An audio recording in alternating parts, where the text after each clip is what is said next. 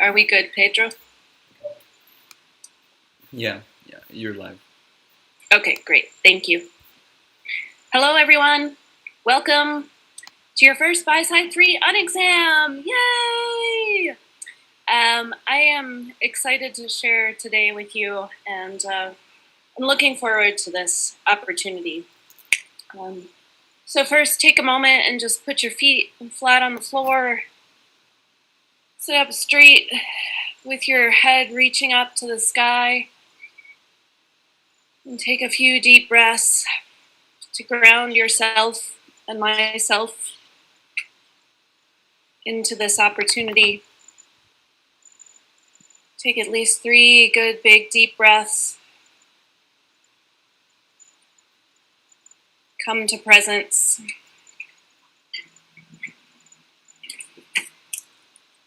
As we do this, take a moment and think about what your association with exams.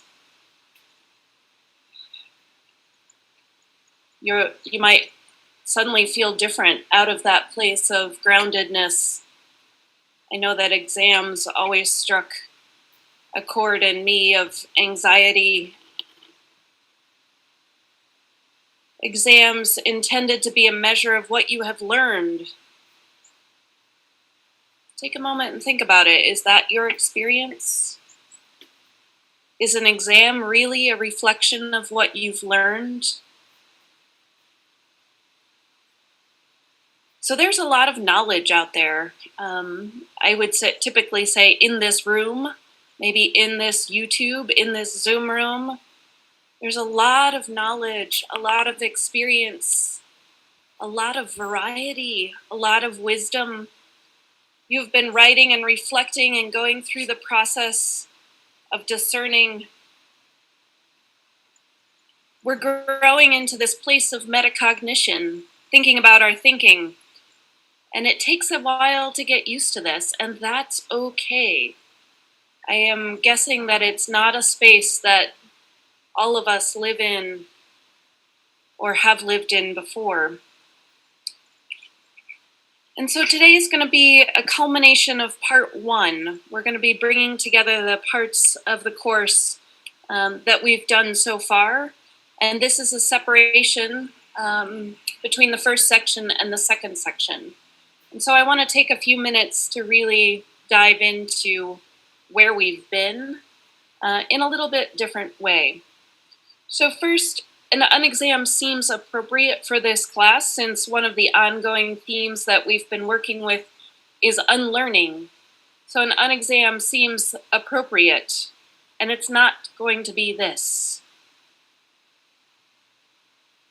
Darwin says adapting to change is another way of looking at unlearning.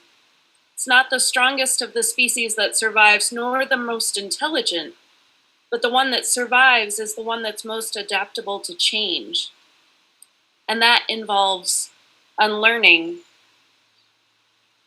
And of course, Yoda said it too. You must unlearn what you have learned. And then there's another way of thinking about it. Robert Wicks said we must be willing to sit on the edge of mystery and unlearn what has helped guide us in the past, but is no longer useful. So remember back to that story of origins when the ancient people experienced gaps in their understanding of the world around them. They filled those gaps with stories that they could understand and hold on to. Countless stories filled countless gaps. And yet, over the centuries, the scientific knowledge increased, and those gaps in the natural world, in the understanding of the natural world, slowly disappeared. And so the stories began to shrink and go away as new information came in. They were unlearning. That unlearning is a messy process. It's messy for a culture to abandon the stories that they've held onto for so long. Beliefs are etched deeply on us at young age by those that we love and trust most, our parents and our teachers and our religious leaders. And so therefore, any shifts require work and reflection and sometimes discomfort. So this was our primordial classroom, people sitting around a fire telling stories and sharing experiences, expressing their struggles. And this is how knowledge used to be shared. Before there was writing, before there were books, before there was a formal classroom, this is where knowledge was shared. I'd like you to keep this in mind and use this to set this as a stage for today's class. We've experienced many things since this semester began, and we're going to try to put some of the pieces together during class. So with that, let me just share my screen and we'll dive into what we're going to be doing for today.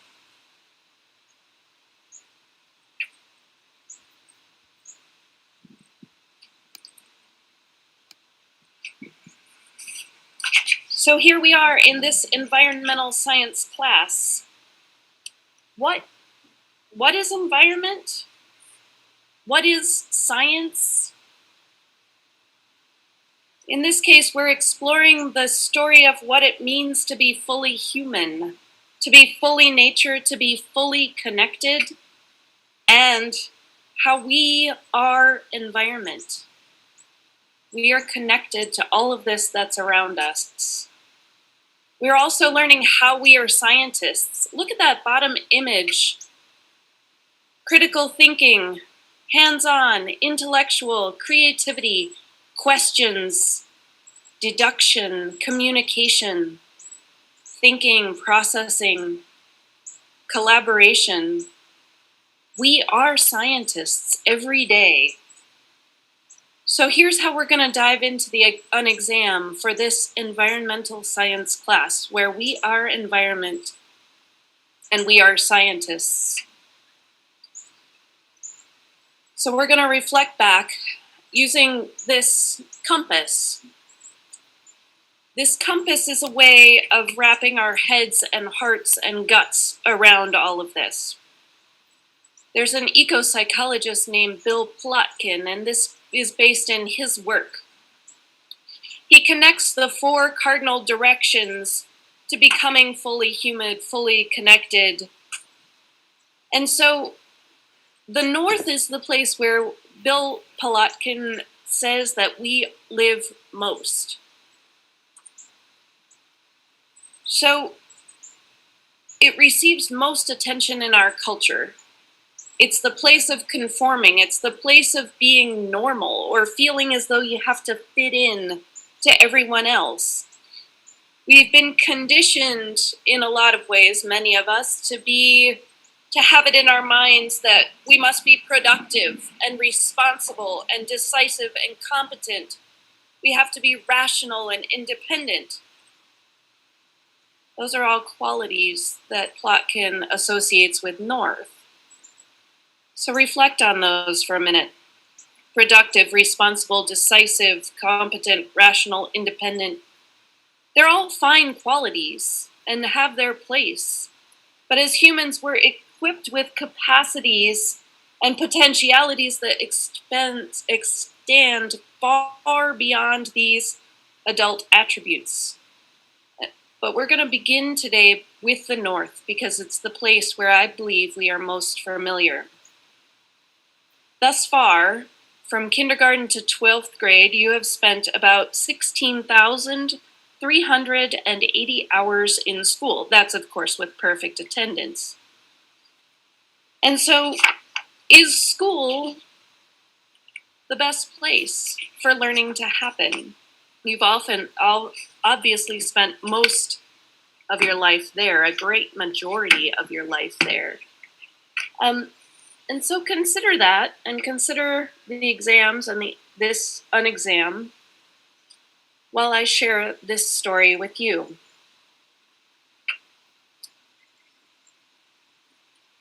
The unsavory consequences of how we see ourselves may be illustrated in the story about the man who found an egg of a wild bird and he placed it in the nest of a barnyard hen. Eventually, the egg hatched and out came a baby eagle.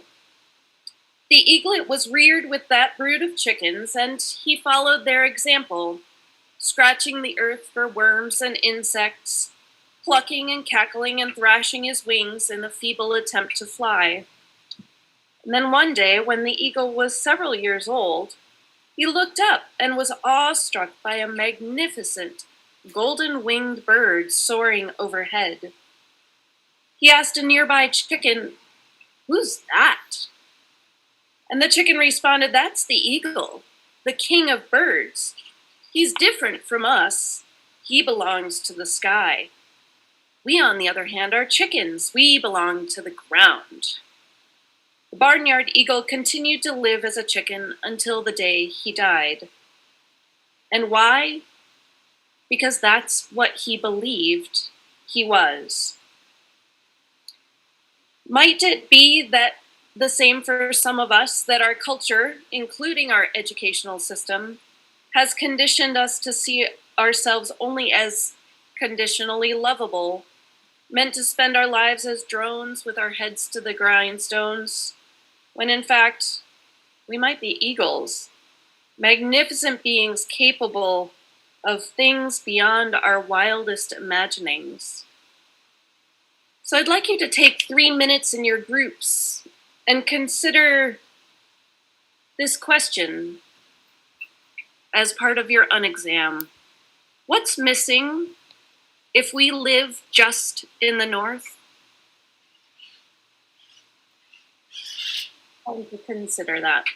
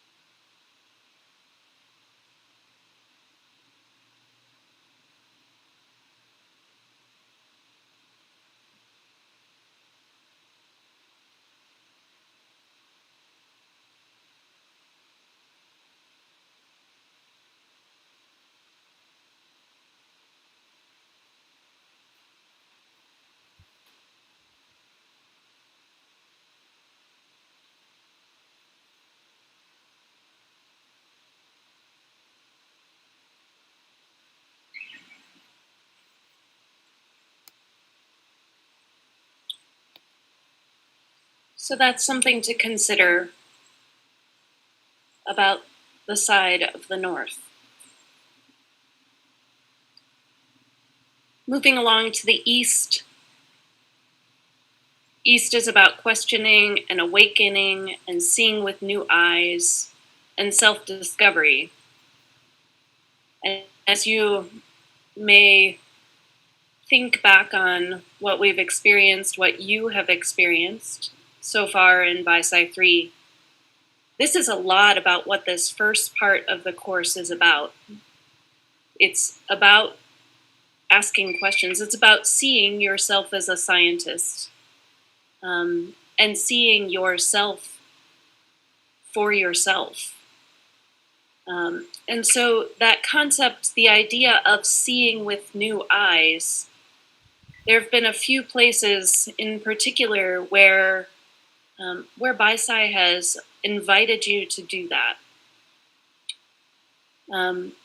Seeing yourself and seeing your life with new eyes. Maybe it's about seeing college with new eyes. Or maybe seeing questions with new eyes. Seeing the people in your classes with new eyes. Seeing your culture with new eyes. Seeing science and religion with new eyes.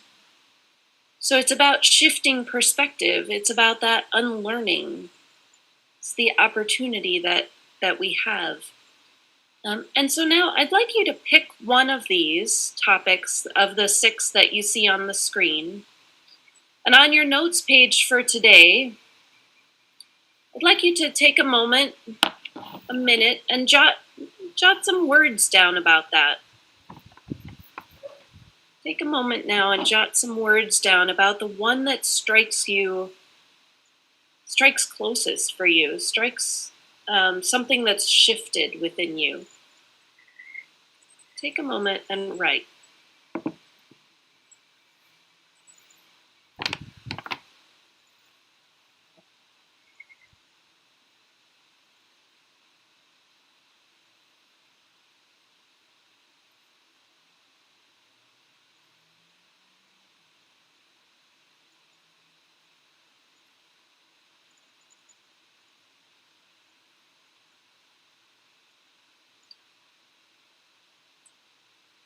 And now in your groups, in your Zoom groups, your TA is going to facilitate some conversations about these topics.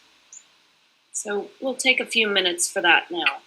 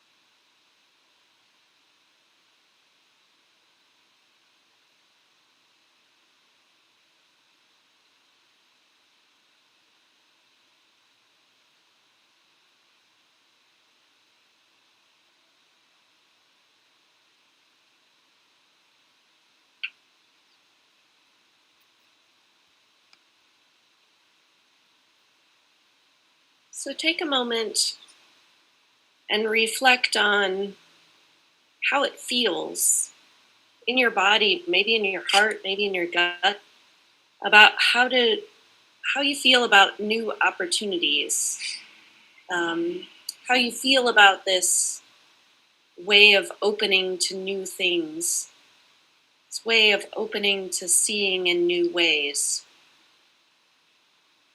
I know that for me, it feels so good to be open, to be able to open. It doesn't happen all the time, but being able to have light shed on a situation that I wasn't expecting, being able to see in a new way, it feels good in my whole body, not just parts. So you might come to recognize that feeling, so that you can know when it's happening and get excited about it. So let's move on to the next direction. We're going to move on to the south, the place of connecting and creativity and belonging. Sometimes this is described as the place of wildness. As a human, you are animal. You are a wild animal. Your wildness is just hidden below the surface, but being wild is part of what makes you human. It's that wild indigenous self that's hiding someplace inside. But can you access it? Can you access that wildness? If you're not sure what I'm talking about, you may want to listen to these questions. How playful are you? How sensuous are you? How erotic are you? How instinctive are you? How spontaneous are you? Have you ever given yourself permission to howl at the moon, or to hug a tree, or to swim naked in a rushing stream? Have you ever slept under the stars? Have you wept freely in public? Have you sang until your heart was bursting with joy? If not, I suggest that you may be failing to use all of your human equipment, failing to experience yourself as unabashedly, wildly human. I'd like you to take in this video, and this is a good example of what I'm talking about.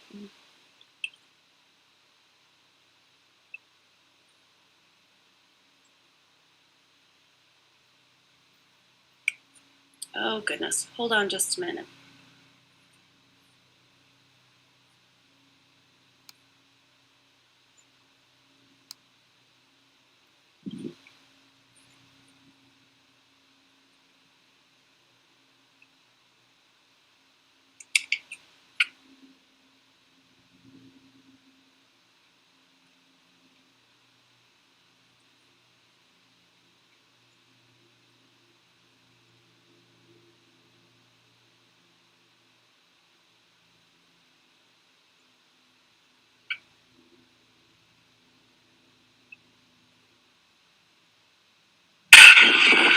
Whoa, that's a full rainbow. All the way. Double rainbow. Oh my god. It's a double rainbow all the way. Whoa, that's so intense. Whoa, man. Whoa. Whoa. Whoa. Whoa! Oh my god! Oh my god! Oh my god! Whoa! Oh my! Oh, wow! Woo! Yeah! Oh my! Oh my! Oh my god! Look at that! It's starting to even look like a triple rainbow. Oh Oh my God, it's full on. Double rainbow all the way across the sky. Oh my God. Oh my God. Oh God.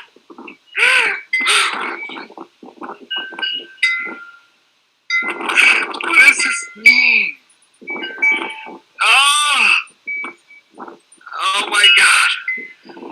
Oh, oh God. It's so bright. Oh my God, it's so bright and vivid. Oh, oh, oh. It's so beautiful.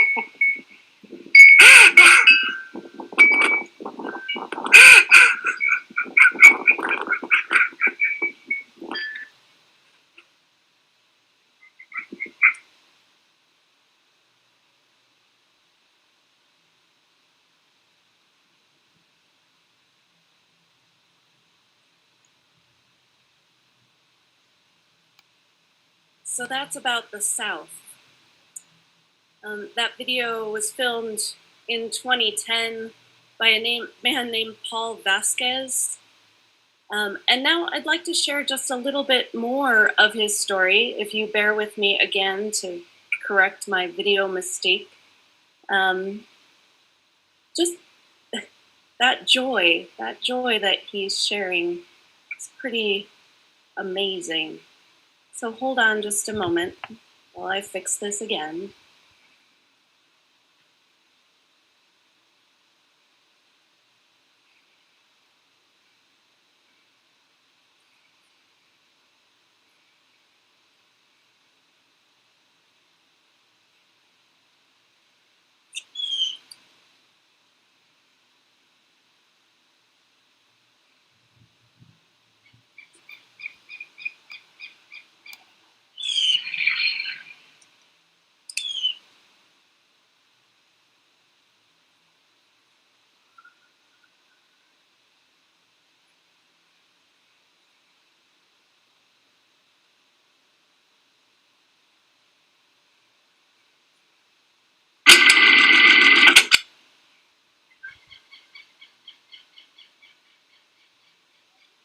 All right, check this one out.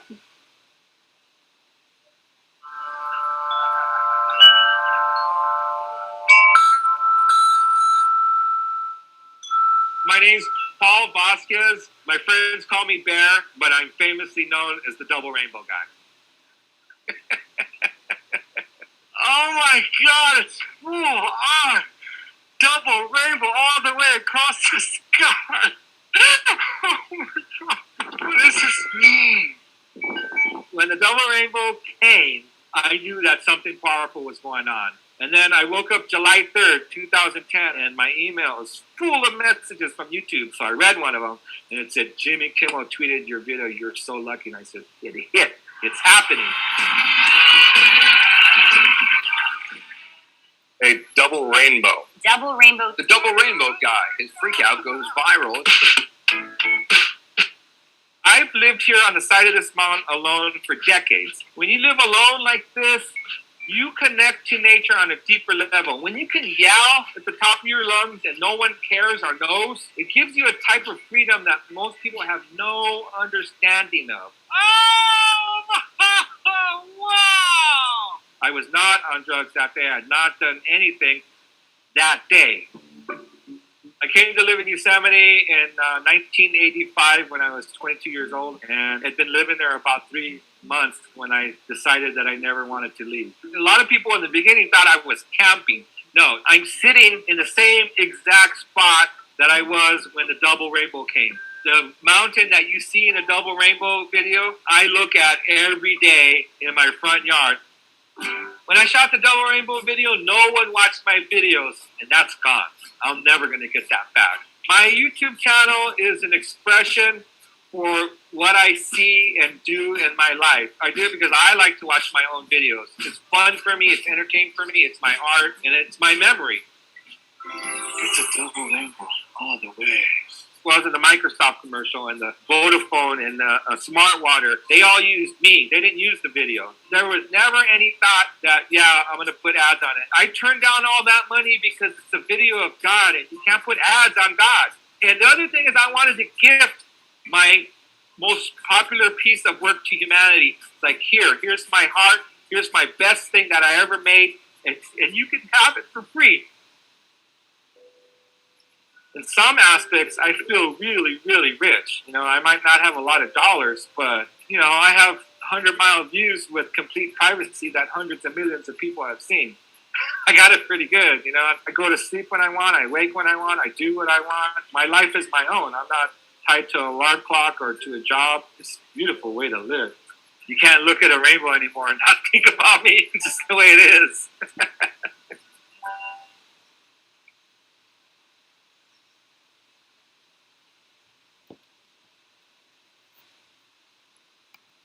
Pretty lovely, that whole southern life. It was interesting in the video that time, I heard it something different. He said, when you can live out here where people aren't going to see, and yet I feel as though he is living that southern life, even though people are seeing.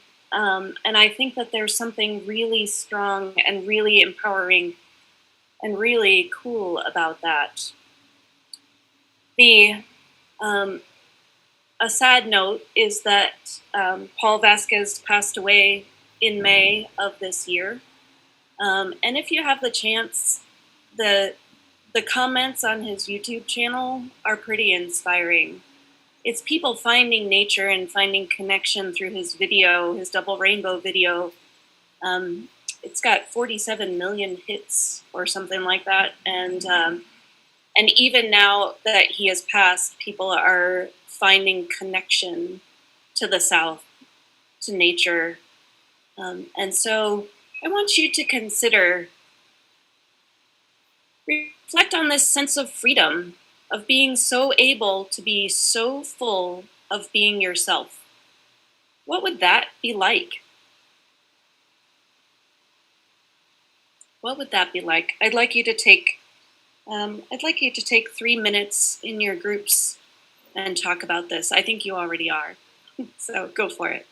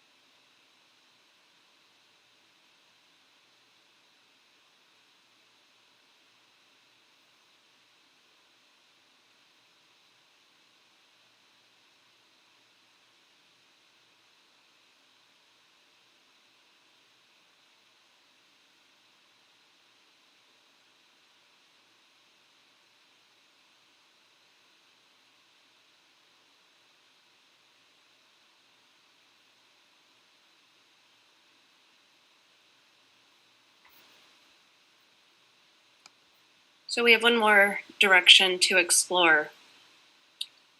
In addition to the wildness, we head to the west, then there's the deep, soulful part of us. That's the west.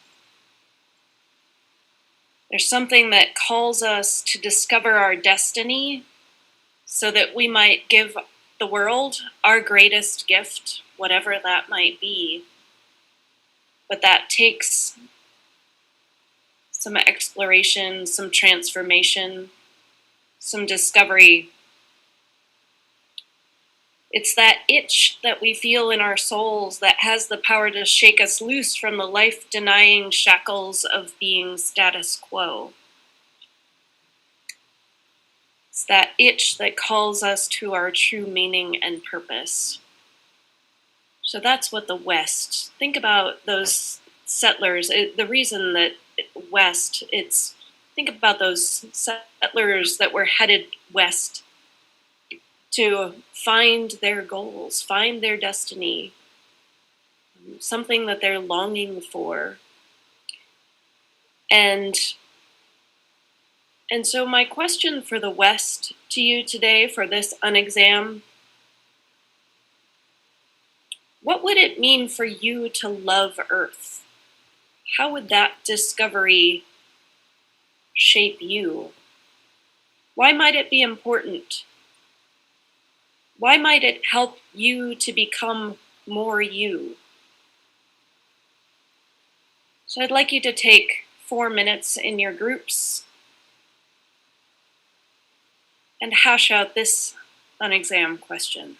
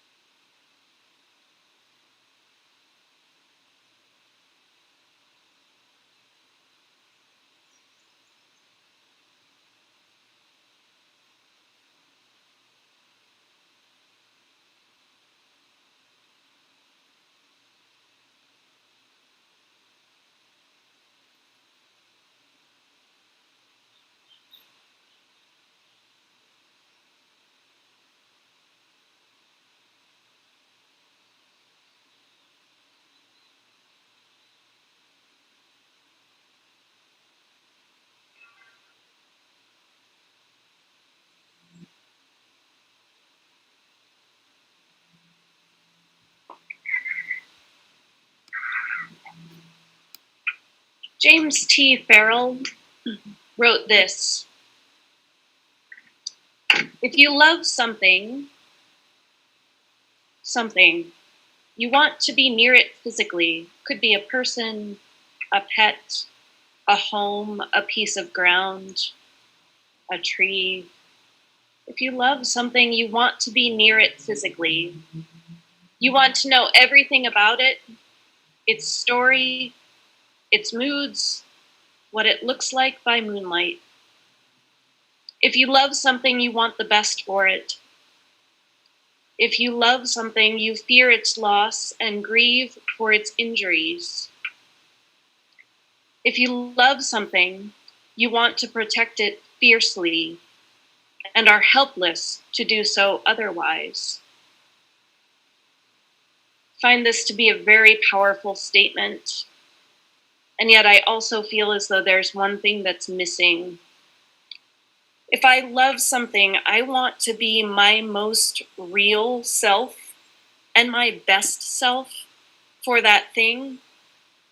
And in order to do that, I need to be balanced. I want to be balanced. And so, in order to be balanced, I need to be free to be me. I need to be environment, and I need to be a scientist, and I need to be everything in between. And in some ways, this feels like a lot of pressure when I'm saying I need this, and yet it's not pressure, it's freedom. It's freedom. It's finding that place of balance. It's finding that place of awareness. It's finding that place where I can be myself. I'll leave you with this thought today.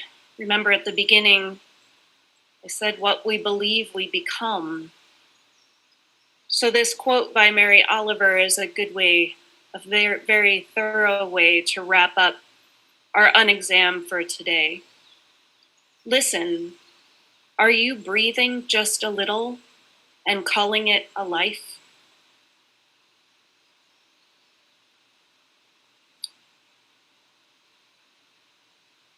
Thank you very much. I hope that you have a beautiful day wherever you are in the world. And I look forward to seeing you again next week.